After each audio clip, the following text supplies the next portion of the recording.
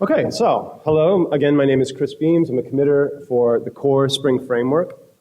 And first of all, thanks to Arun and others at Oracle for setting this up. And thanks, Rick, for moderating. Thanks, everybody, for being here.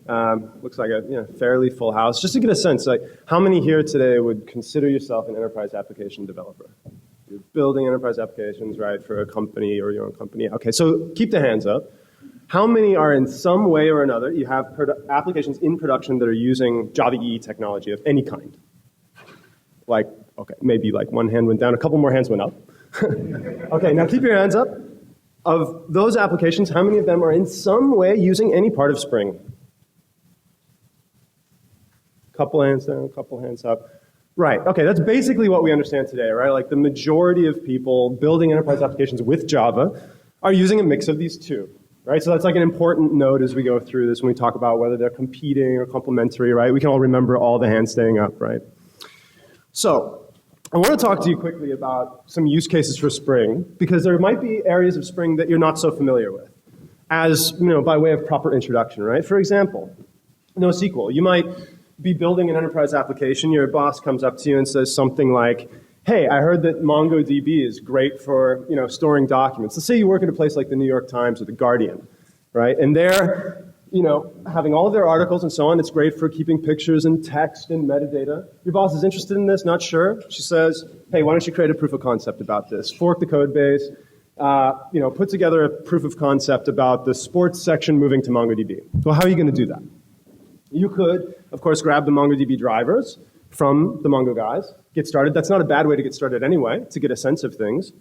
But by the time you're needing to integrate that into your already existing application and do it elegantly, that's where something like Spring Data MongoDB comes in, right? Giving you what you expect from Spring, like easy ways to create repositories, easy ways to use something like the Mongo template, object mapping to get things in and out of your existing data model that you might also be using in JPA and other places, right?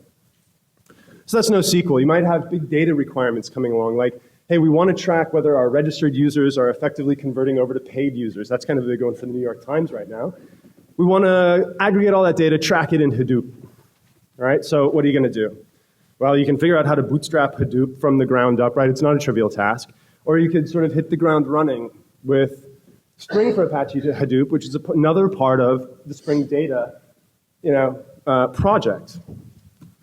What about social media? Maybe that same boss comes to you and says, we want to track what people are saying about our newspaper or our magazine in social media. Could you figure out how to connect to Twitter, store that data, process it, check it out? Again, Spring Social, right? If it's Twitter, Spring Social Twitter, Spring Social Facebook, right? Other social media platforms out there that we support. Security, maybe you have a web service that you've stood up, a RESTful web service, and your boss says, could you figure out OAuth, right? We want to have an OAuth solution there. No surprise, Spring Security, which has been around for a long time, plus Spring Security OAuth, is designed to meet those needs, right? Enterprise integration. You're doing things like looking at the enterprise integration patterns book that everybody, understands well. That's kind of the industry way of thinking about enterprise integration. That's what Spring Integration's for, right? Basically implementing those patterns so that you don't have to. Deployment options. Well, maybe your boss comes to you and says, this cloud thing is interesting. Let's just do a proof of concept trying to deploy to the different cloud providers that are out there today. Like any of those in the lower right-hand corner, right? Heroku and Amazon Elastic Beanstalk and Google App Engine, and of course Cloud Foundry, which we support. These are all Spring-ready applications, or Spring-ready platform as a service offerings, right? So you could try it out there, see if you like the whole PaaS thing. Everything on the upper right, well, these are all of the Java EE or plain servlet container deployment options that we have for Spring today, right? Basically, Spring goes just about anywhere, right? If you can stand up a servlet container, you can definitely run a Spring-based web app anywhere you want to. So I'm sure we'll talk more about that. But this slide this is barely touching on any of these topics in less than 4 minutes, right? This is Spring today. And if you notice, what many of you are probably most familiar with that use Spring, all those hands going up, is that second box from the bottom, right? The core Spring framework. That's the thing that I commit on. That's the thing where, you're familiar with the JVC template and Spring JMS and Spring MVC. All those things are inside that box. Everything else I just talked about, you could say, is what we've been doing for the last 8 years or so, right? Spring Batch, Spring Integration, Rapid Application Development with Spring Roo, Spring AMQP for sort of going beyond the JMS use cases into talking to other disparate systems. Spring Web Services, Spring Security, right? The list goes on and on. This is not a complete list. So this is what we do, right? We build open source applications that are designed to handle infrastructural needs that developers run into, because that's not the thing that makes you or your company any money, right? Things that facilitate developer productivity by allowing you to focus on the domain problem. It's a complex enough world, right? You don't have to reinvent all of these wheels.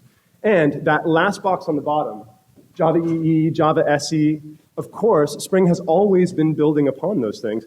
We've been supporting, if not direct, then implicitly, so many of the specifications in Java EE and picking up, on language features in Java SE, using other things from SE like JMX and so on since day one, right? So with that proper context in mind, I'll hand the mic over to Arun. Thank you.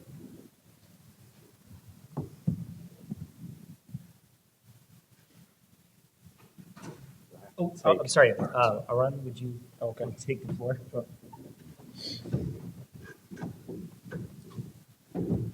Thank you, Chris, for the fantastic introduction to Spring Framework. I don't think I would need slides. I don't think I would need 5.5 minutes. We are not heavyweight anymore. Nowhere in the Java EE specification is said that the application server needs to be heavyweight, the runtime needs to be heavyweight. That's not a requirement, either mandated or implicit. Typically when I talk about Java EE, the three things that I want to highlight is about the lightweight nature of it. You think about Apojo, you want to use enterprise Java beans. Every time you think about EJBs, you tend to head back. Oh, no, I cannot use EJBs. Think about the improvements that we have done in Java EE 6. Simplicity, take Apojo, put an annotation on it, and that's your EJB. No special packaging, no deployment descriptors, nothing of that sort required. So EJB is just one part of it. Typically that's the one that has been most hated about, but this is over 3 years ago that we made those improvements.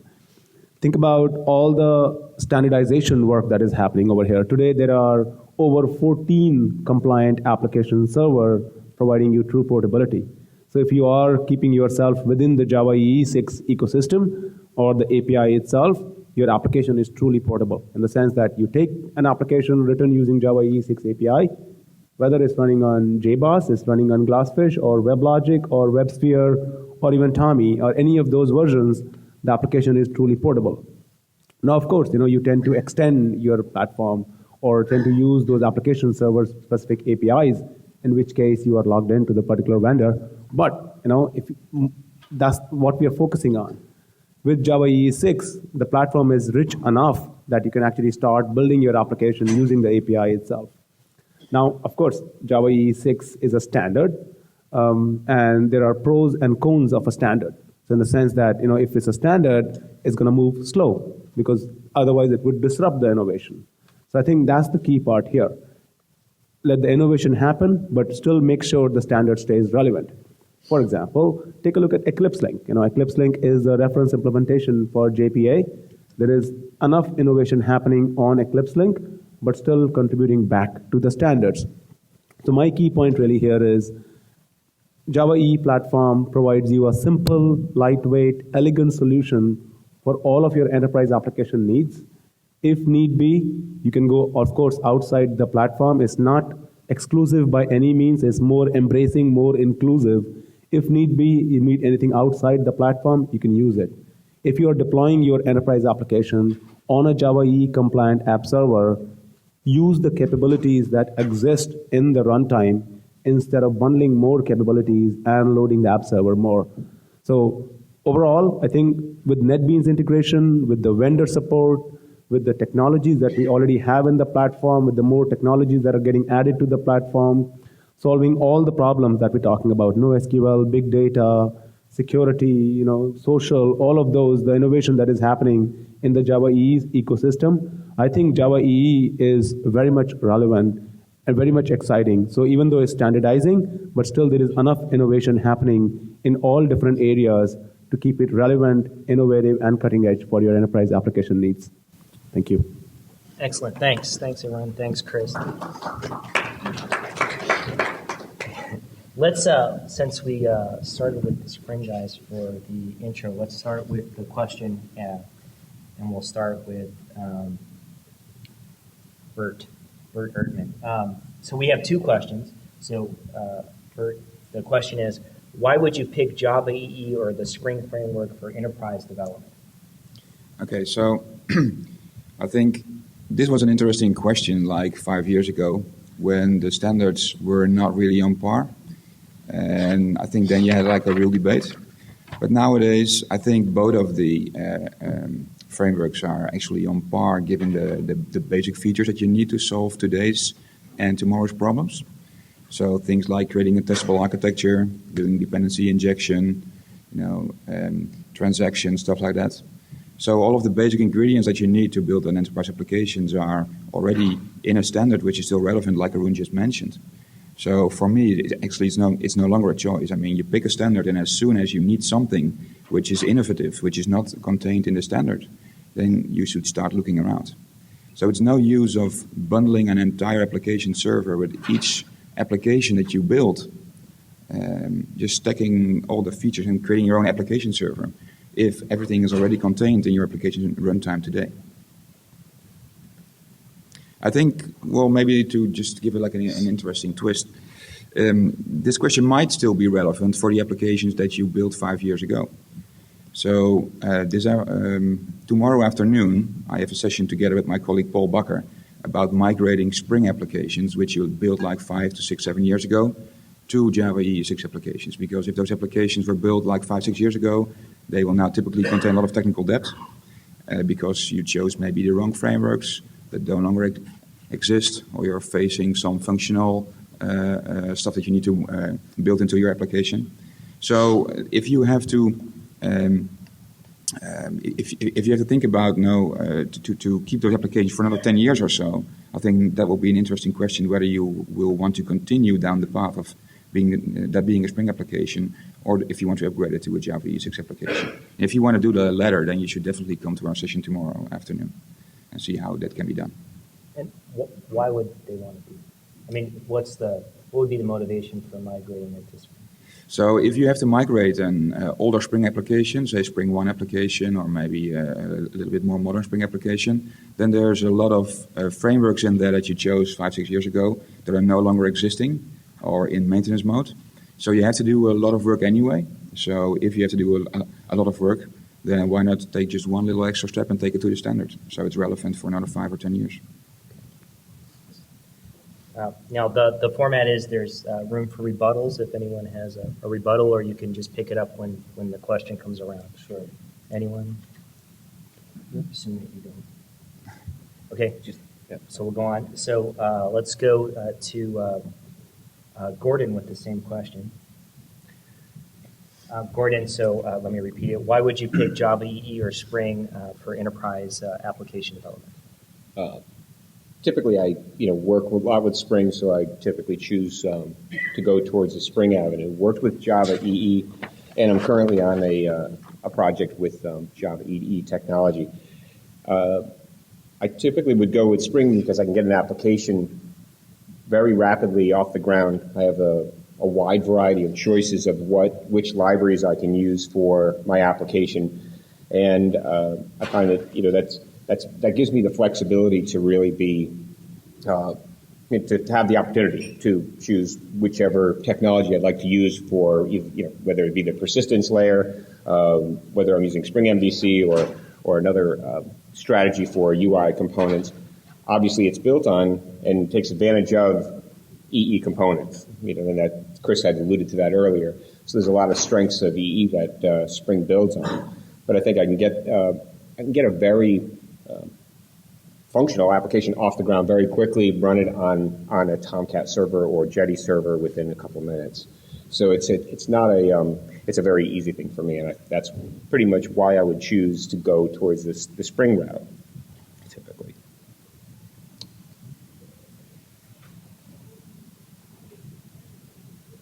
So, Chris, the same question. Actually, let me go back to Arun. So, Arun, why would you pick a Java EE or Spring for enterprise application?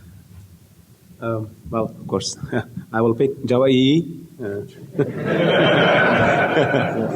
The interesting part is Let's why. say that you didn't work at Oracle, working at a development shop, and you needed to develop the next version of your application. Why would you pick a particular framework? Yeah, sure. Well, I'll still pick Java EE based upon my knowledge, at least so far. Maybe if I'm better aware of Spring, then I'll pick Spring. But for now, of course, I will definitely pick Java EE. And here are some of my reasons. I think Gordon mentioned a wonderful reason, and that's one of my main reasons I would pick Java EE. Rapidly, and again, as I said, it's partly because of maybe I'm not aware of all the skill sets in Spring, but in Java EE 6, literally, one of the things that fascinated me about Ruby on Rails is how quickly you can churn up an application. Literally, you just give a command and everything is ready. CRUD is ready. Your prototypes are ready. Your proof of concept is ready. That's what excites me about Java EE 6. I've done several workshops all around the world, like how you can build an end-to-end application. Building a JSF layer, Java EJB layer with the JPA layer, all Pojo driven, NetBeans IDE driven or Eclipse driven, and how you can build an extensive application in about a couple of hours. So I think things like that, customers get it. They get really excited about it. And then they come and tell me that, hey, this is exactly what I wanted. How I can change my JPA persistence provider. How I can pull in an additional library wherein I don't need to add or edit my web XML to make those changes. I can just drop the jar in a Java EE 6 compliant container, and it will automatically understand that and have my servlet listeners, etc., being pre-registered. So I think that's a very good reason for me. The other one is I care a lot about governance model. There are pros and cons of governance model. Well, with Java EE, there is a governance model in the sense there's a JCP or a Java community process by which a JSR is being filed, it's being rolled out. There's a process by which everybody votes on it, gets approved. There's a discussion that happens around the feature set, what needs to get in. There's a cons also, of course. It's a slow process because it's by the fact that it's a standard, so it's going to take its own time, so it goes slow. But it's a standard after all. After the fact that there are 14 compliant application server vendors, that's a big deal to me. So I don't know. If there is a governance model for Spring, for example, what is the process? And again, that's part of my lack of my knowledge. But what is the model for adding a new feature to Spring? I can GitHub it, I can fork it, but who's going to maintain that feature for me? Am I responsible for maintaining that feature, or my customers responsible for maintaining that feature? If it gets critical, bug fixing, is it one person? If that person changes the job, what happens with it? So that's a critical factor to me. The other factor that is very important for me is the vendor support. As we say, one throat to choke. If you come to somebody like Oracle, then you can say, all the way down from the metal to your JDK, to your Java EE platform, to your application server, to the entire upstack. You can get all of that. Because this is not a product selling, but you can get the entire stack support from Oracle itself. And there are several other vendors like IBM and Red Hat can do that partially as well. So the idea is, you can get your entire support from one vendor. You don't have to kind of run around, I need Spring support, and I need Tomcat support, and I need management support, and I need monitoring support, and third-party tool. That is not required. Typically that is a very good point for Java EE application servers. The other part which Bert alluded on is, if I'm using an app server, I better use app server instead of bundling my app server with the application. And that whole concept kind of goes against my philosophy in the sense, Adam Bean, he promoted the concept of milliseconds deployment and kilobytes of deployment. He makes his bread out of building Java EE 6 applications. His applications, enterprise applications, hundreds of concurrent users, hundreds of files in there. They're still kilobytes. They're not talking about megabytes. So things like that. So which basically improves your day-to-day productivity in terms of not just development, but deployment as well, real-time things. So, going back to my governance model point, I think innovation is very important, and so is standardization. Spring, on the other hand, yes, innovates very fast because it's been Interface 21, SpringSource, VMware, EMC, just one line all along. I would really encourage Spring to contribute back to JCP, and whatever innovation, the great work that has happened in Spring, to at least contribute back to the standard body so that a wider set of people can actually leverage it. And we have seen, when you guys raised hands when Chris asked the question, how many of you use Spring and Java EE together? Most of you, which is exactly what we see in the market all the time. So I think some of my reasons why I see picking up Java EE over Spring. Okay. So we have some time for rebuttal. Would you like to rebut, Chris? Yeah, there's quite a bit in there, right?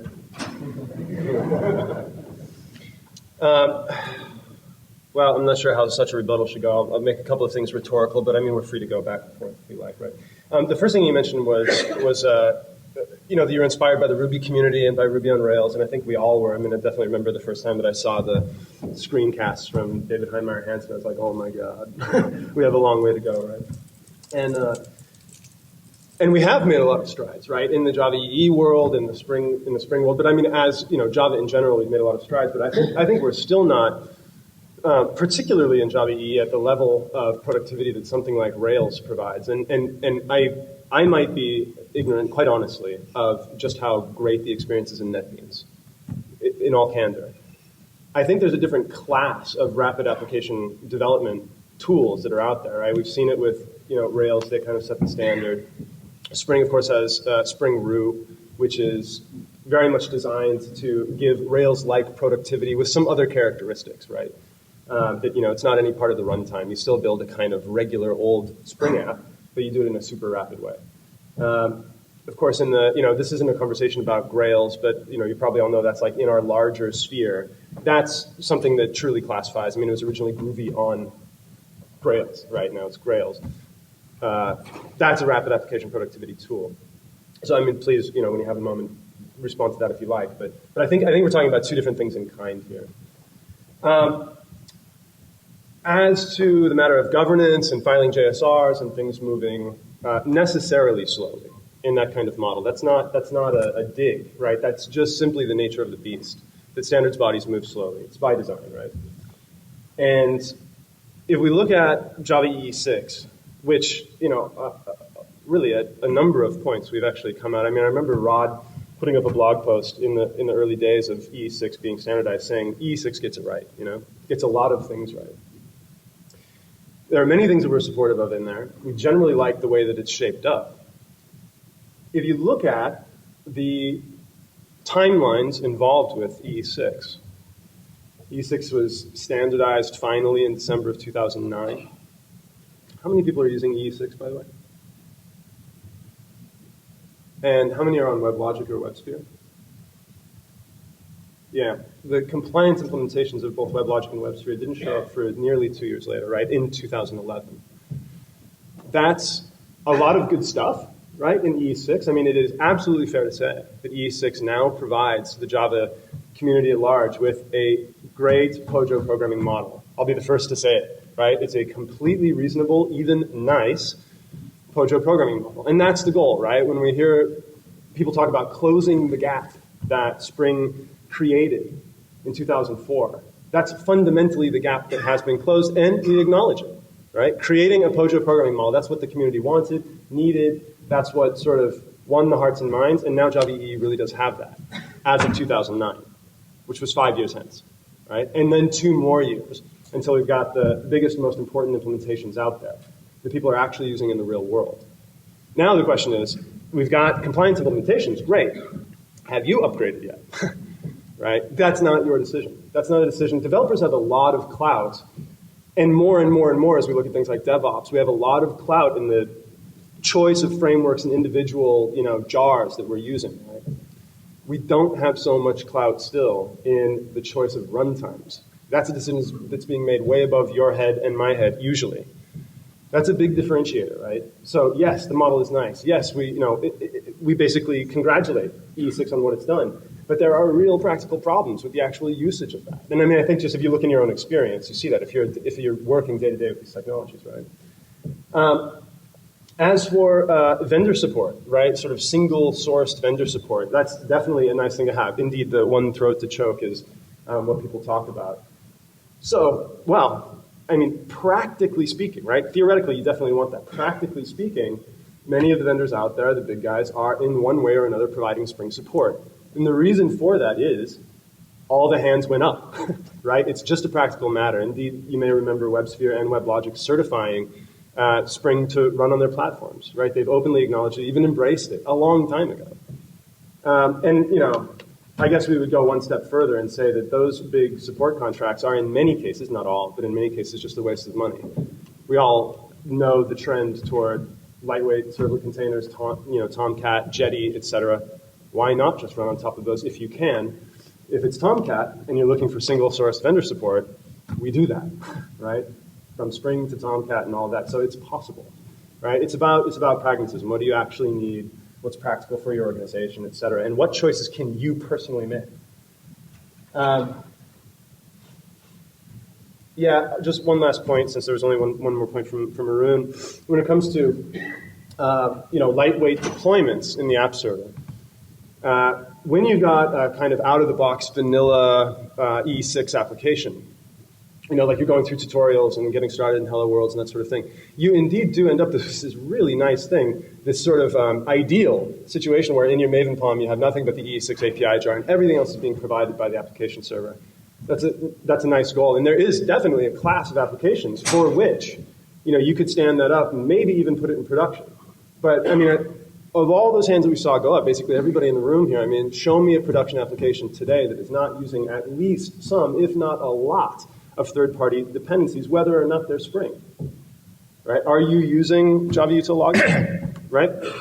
So, probably not. You're probably using log4j, that sort of thing. And the speed increases that you get, I mean, look, let's face it. Most of it, if you're on top of WebLogic and WebSphere, you're probably dealing with or have dealt with hugely long redeployment times, right?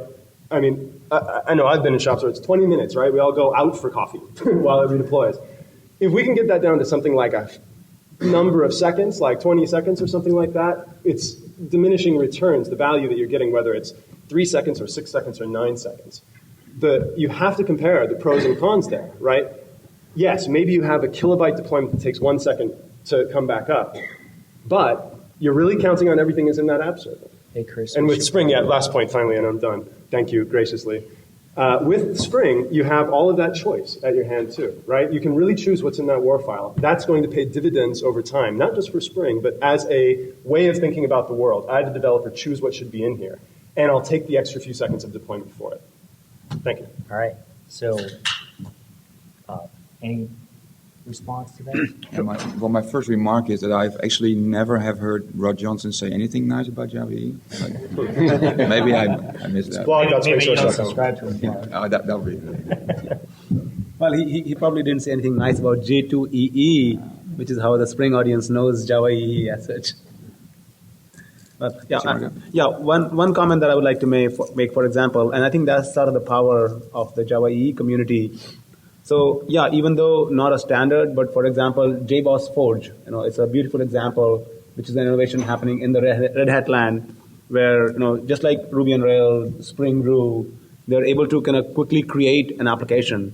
So NetBeans' approach is more GUI-driven, which may not be appealing to everybody, but JBoss Forge in that sense is command line driven, where you can quickly churn an application. It gives you hints on what you possibly want to do next in your application, and very easily driven using Maven and all those artifacts. Other than that, there are other innovations happening again by the Red Hat itself. It's like Archillion. Mm-hmm. How do you simply do end-to-end testing of your application? So I think the key point being standardization is important. Innovation still continues to happen on the periphery or right within the ecosystem. So that's sort of my only point. Okay. I'd So like to add a little bit to that. Did you want to add? Yeah, I'd like to add a little bit to that.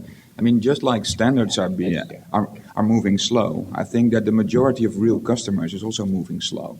So it's nice to have like the newest features in your next projects, and I think every developer by heart wants to do that. But in real life, I think a lot of the bigger customers and serious customers out there, they are still using yesterday's technology because they cannot afford to upgrade all of their 500 servers overnight, every day, all over again. right? So they are still running a bit behind on technology. So you have to deal with that, whether you like it or not. So I don't think it's a problem that you cannot use the newest stuff in production today. I mean, sometimes you need that for some sort of jobs. Sometimes you don't need that. So I don't think that's really a negative thing. And just like Arun said, there's a lot of innovation happening besides the standard. He already mentioned Forge and Achillion, and there's a number of other things which extend Java EE based on CDI extensions, for example. So CDI is an excellent model to just hook other stuff on top of Java EE as soon as you need it. And then, well, the last thing I want to say is that, did you really encourage your clients not to do support contracts, or did I get that wrong? No.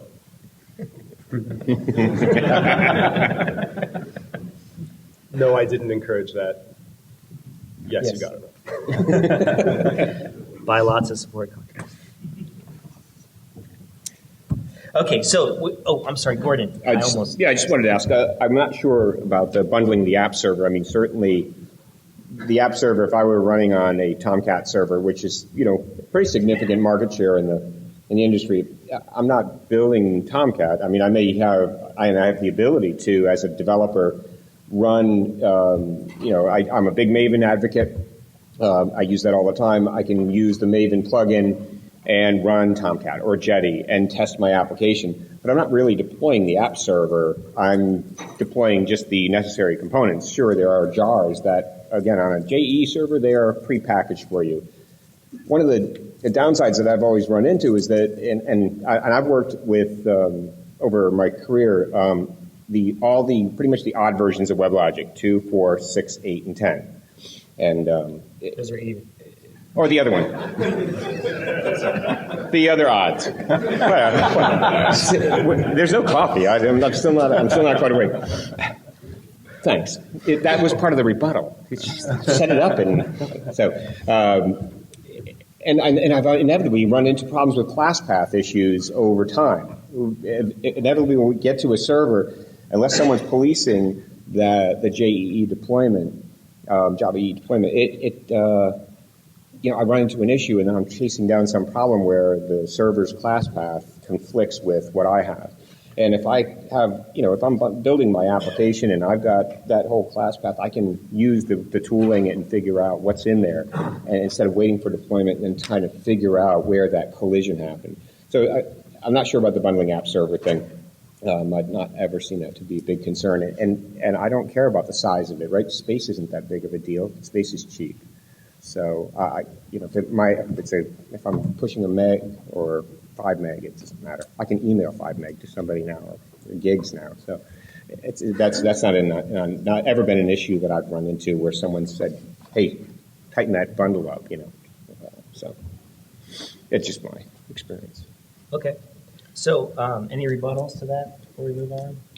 Because we're kind of probably just as a point of process, I'm not sure. It was such a long rebuttal. I mean, I do have an answer to your question that can be concise. Sure. I didn't actually answer the question yet, even though much of it's been addressed. So very quickly, in the question of, would I choose Spring or Java? I mean, come on, right? I'm the vendor for Spring, so of course I'm going to choose Spring. But I mean, to ask it in maybe a bit more fair way, what do I consider to be the strengths of Java EE and Spring, right? In all fairness between them.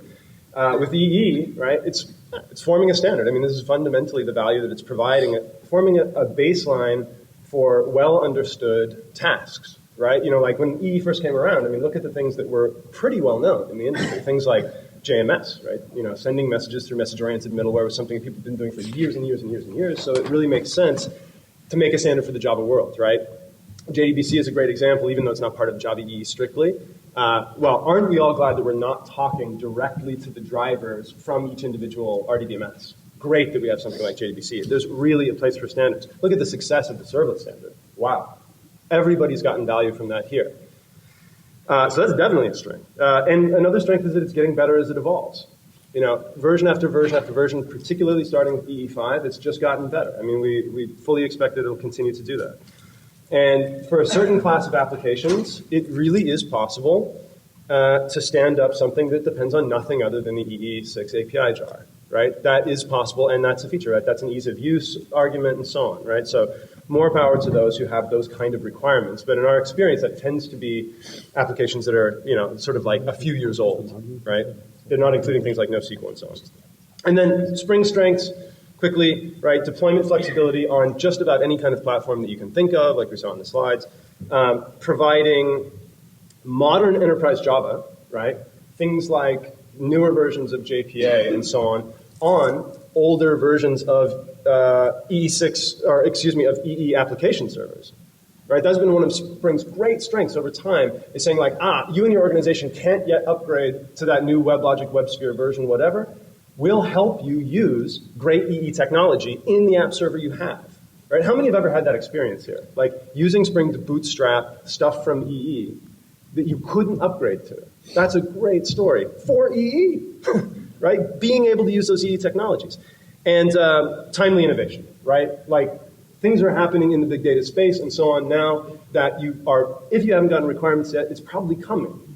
Yeah, especially with mobile devices and all this stuff just pouring data into your systems. Spring's there for that, right? That's a strength. And, enough said. Thanks. Okay. All right. So I got a little confused there. Let me go on to the next question. And we're going to have to wrap it up quick, so we're not going to do any rebuttals, and we're going to open it up to questions from the audience. So are Java EE6 and Spring competing or complementary technologies? And we'll start with Arun. So we saw by a show of hands, like pretty much 95% of the people who had their hands raised up, they all are using Java EE and Spring. Spring, as a matter of fact, requires Java EE, at least some part of it. You cannot run Spring on a plain, for example, port 8080 on a web server. You do need a servlet container at least to run it. So that is required. Spring Web application, yes. Right. So Spring Web, that's what we are mostly talking about. Sure, yeah. And then in terms of how you run it, you do need a web application, Java EE application server on it. So as a matter of fact, recently Spring has been talking more and more about how you can integrate with other Java EE6 technologies. You're using CDI, yeah. Context and dependency injection. There is full dependency injection capability in the Java EE platform. They're talking about how that is compatible with Spring auto wiring, for example, things like that. How you can leverage JPA APIs in Spring. So this was completely unheard of. As a matter of fact, the way Spring was born was saying, you don't need J2EE. So more and more actually is becoming complementary in my opinion. But my key point being, if you're using an application server that is Java EE compliant, use the runtime first. Whatever capabilities are existing within the runtime, use that first.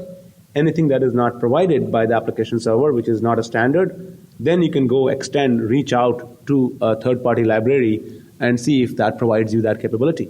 And then you can, of course, build your application. With Spring, you pretty much can assemble your application, your own configuration. It's good to upgrade your own JPA 2.0.6, but who's going to manage that 2.0.6 for you? You are responsible for that particular unique configuration. With Java EE application servers, all of that configuration is well tested. We have an army of engineers sitting back in our office who make sure that that application server is tested with different JDK combinations, run on different hardwares, so that when it comes to you, for your customers, it's all well tested. With Spring, you bundle your application, your own way, that's your own unique recipe, so you're responsible for managing that configuration. If a bug happens in JPA 2.0.6, then you're on your own effectively to manage that complexity or fix the bug and then go from there effectively. So I think even though Spring and Java EE are definitely, technologies that compete with each other, but they cannot live without each other. So it's a sort of a love and hate relationship effectively.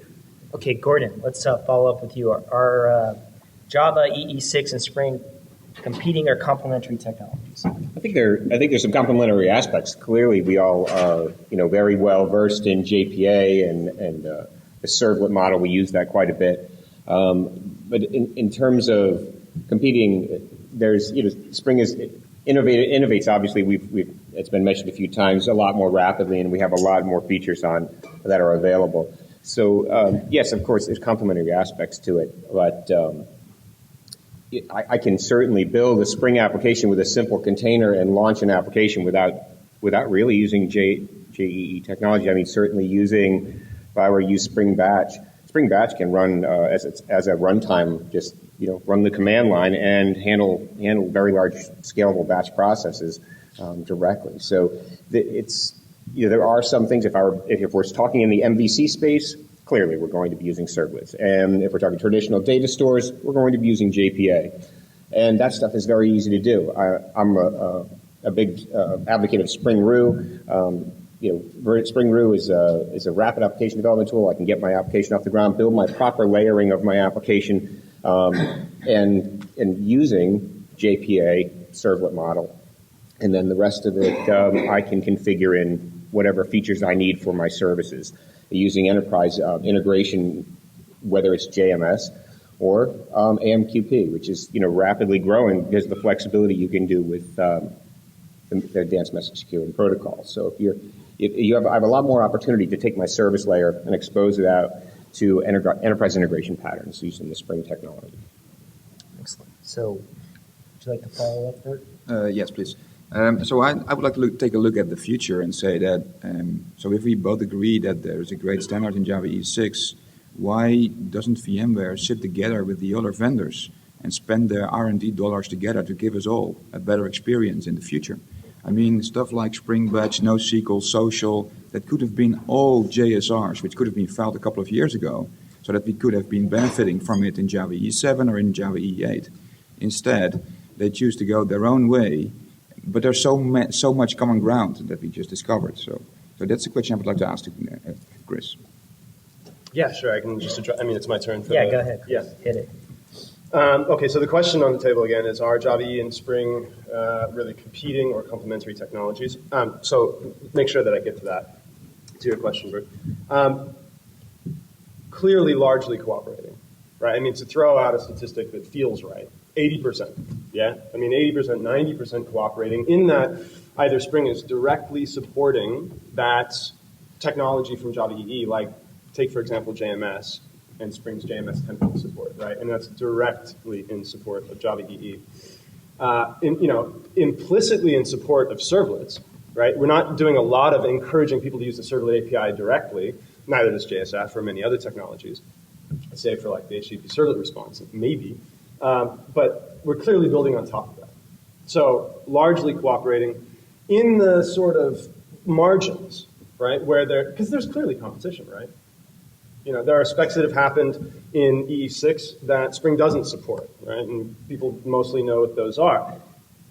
What's the story there, right? Why not implement everything from Java EE, basically become a Java EE vendor?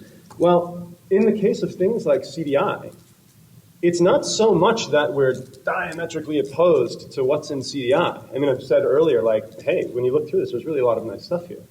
The problem is that we had a solution years and years and years before that's very, very widely adopted that has conflicting semantics with CDI, right? It doesn't mean that CDI or Spring are bad or wrong when compared to each other, but they are different, significantly different, right? And we spent a lot of time really looking at CDI and saying, is this something that makes sense not for us as a vendor? Of course, that's a concern. Does it make sense for the community? Is this something that we can put out there for the community? Is it going to add value to do everything that would be necessary inside the core Spring container to make it CDI compliant? And the answer was clearly no. And we haven't seen this from the community. Question comes up every once in a while, but we don't see the community banging down our door about this. And if we did, well, we would probably begin to change hard, right? It's really what's in service of the developers. When it comes to, Bert, to your question, why are we not at the JCP, at the table, putting these specs together early with things like NoSQL and Social and so on? I mean, the first thing to say is that, of course, we are in certain cases, right? Particularly with add-inject, JSR 330, right? That's a bit of old news now, but I mean, that was really a good faith effort between the Juice guys and the Spring guys to put together a common, very, very, very lightweight API. It's just 7 annotations or something like that, which is now, of course, what underlies CDI as well. CDI is using all those annotations like add-inject and that qualifier and so on.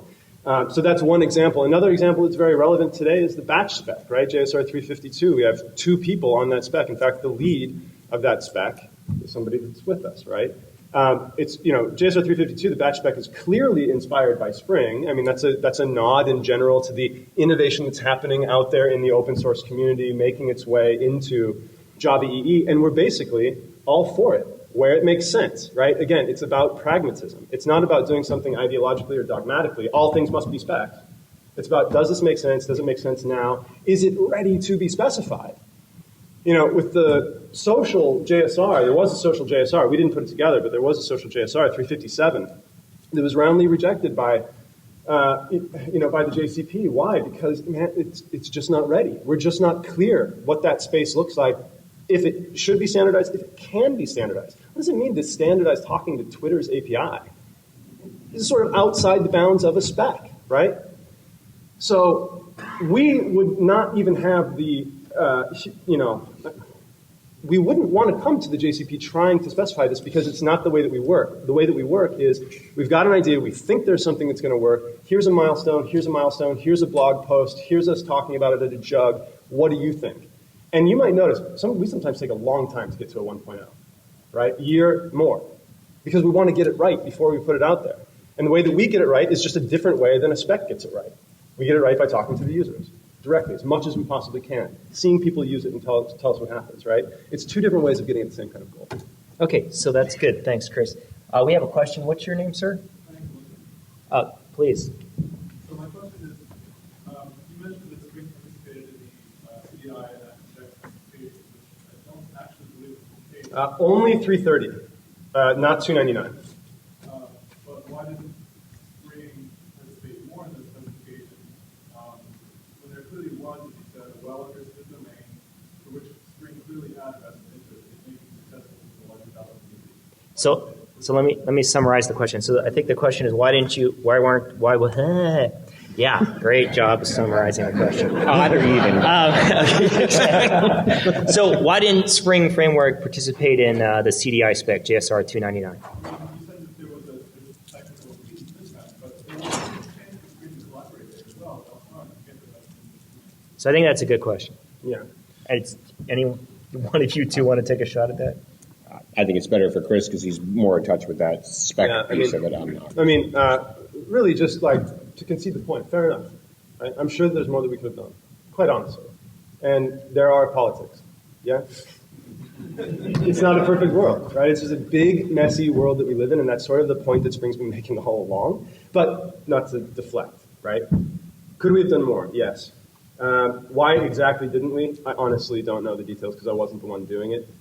The message that we put out there was where we think, because if you look at what was happening in Juice and what was happening in Seam and what was happening in Spring, well understood domain means we all agree that DI is a good idea.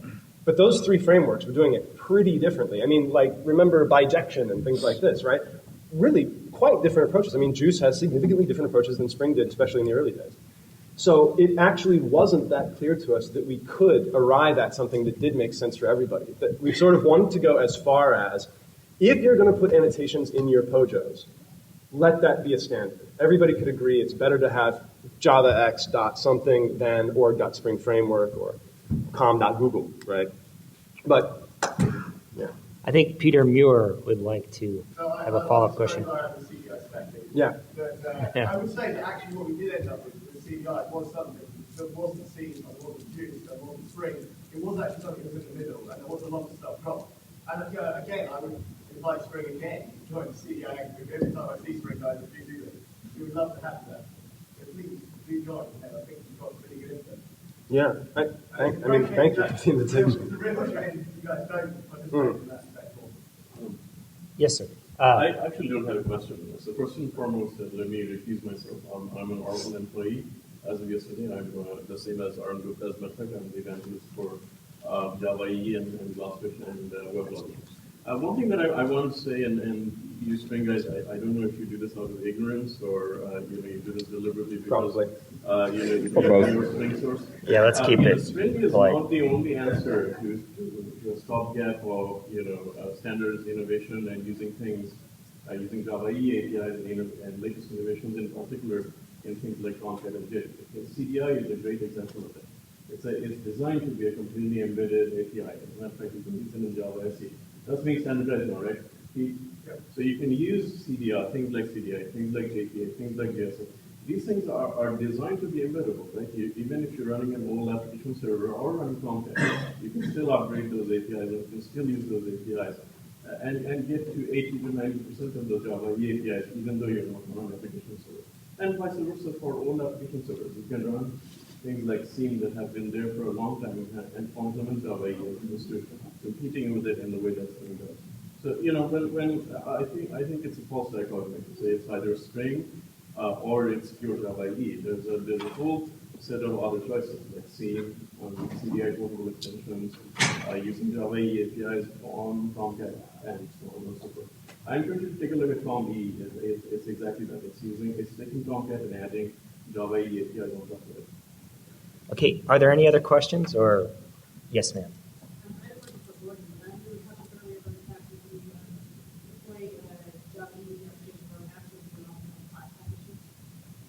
I'm not saying that. I'm not saying that. No. Yeah. Do you not have the same thing, similar things you employ No, certainly there is a risk of getting class path issues there as well. Certainly, and then you really know usually where the burden is. Now, I know this isn't a very popular thing, but I'm a big fan of OSGI, and I think it's just the reason that it's not as successful as it is it takes a lot of discipline, and the tooling is poor. But that would solve a lot of the problems. And whenever I design a system, I try to think in the OSGI space so that I know that my packaging is there. With Maven, I use the Enforcer plugin and verify that I don't have competing dependencies, because that happens. I'll get a version 101 of Commons Logger. Actually, I never do that because I never use Commons logging. But anyway, but it has happened where you'll get two jars, two different versions. It's packaging. But the risk is there. The risk is always there because developers will make shortcuts. I mean, they'll do things based on timelines and pressures from management. That happens. And it's just reality in any environment. Yeah. Yes. So I guess my question is for the EE guys. I know we use Spring pretty religiously, I guess. Probably not the right word for such a discussion. We appreciate it anyway. Thank you, brother. The E6 space, honestly. Does the E6 have a answer for Spring Boot? Is there a point? And I'm not just from a using it perspective, but from the perspective of being able to extend the way that we were able to extend Spring Boot and make it our own. Sure. Yeah. Do you mind answer that question? Go for it. So the answer for you is that there is an answer in plethora. Okay, you just have to look. So let me give you some of the solutions out there. The first and foremost that you will find familiar from the Spring perspective if you're using Spring is Force, which Lakeland is a lead of it. It does exactly that. It's a command line driven code generator for rapid application development and maintenance and refactoring. It is extensible. You can add your own Forge modules, exactly what code generation that you need. And that's just one answer. Okay. There's other answers like NetBeans code generator. So you can take a database and generate your JPA entities in NetBeans. You can do things like take that JPA entity and then generate JSF code against it. That'll work perfectly fine. You can demo it within seconds. So how many people have used Rue in the audience? How many people have used? How many people have used JBoss Forge? Peter, you should raise your hand. You guys have to raise your hands. That's what I love. And it doesn't stop there. You look at every single vendor; they all have rapid application development solutions. It's not just that, but that doesn't mean it's not there. And actually, not only that, but if you want to look at the standard way of doing it, CDI portable extensions. There are hundreds of examples on how you can use CDI portable extensions, yet do it in a standard way. So, for example, we have a CDI portable extension where you can just inject the OSGI service and dynamically track it. Now, that's not part of Java EE standard, but that's just a jar file that you take along with your application or install in your OSGI compliant container, and that would just work out of the box. So that's sort of the innovation that's happening in terms of CDI portable extensions. Yeah, also, I'd like to bring out a point, not that anyone asked me, but I'll do it anyway. So when we worked on the JCache spec, there was a lot of effort involved to make the annotations and the tooling work with Spring and CDI, and it was quite easy to do that. So there is, I think there's more similarities than differences between the latest incarnation of Spring, which Spring has changed quite a bit since 2004, and Java CDI. So, any other questions? Yeah, I'm sorry, I got to hit over here because I don't look that way usually. Go ahead. So in terms of performance, especially from the EJB side of the thing, are they comparable or one is better than the other? With transactional, without transactional? Comparable to what? EE and Spring. The EJBs are with I don't think there's going to be That's tough to quantify, much. I think. Yeah, that's Yeah. going to be a tough one to quantify. Probably Yeah. not much difference if it's done correctly. The models, yes, sir. the models are so similar, they Yeah. make similar performance characteristics possible to Right. the underlying transaction management. Yeah, et cetera, that's right? correct. Right. So we'll hit right here. Totally different posting in the context of JP and Spring. So the agile development process, how does the how does it work when you develop JP? You think that you can actually to develop operations on the APIs so the developers can take as well as the facilities of components. Now you don't have that to actually anymore because of agile development and that is not the activities needing to deliver. Wow, that's a long question. I think we're going to take that one offline and we're going to summarize. I'd like to thank everyone, Chris, Gordon, Aran, Bert, and thanks, guys. Thanks for participating. Thank you.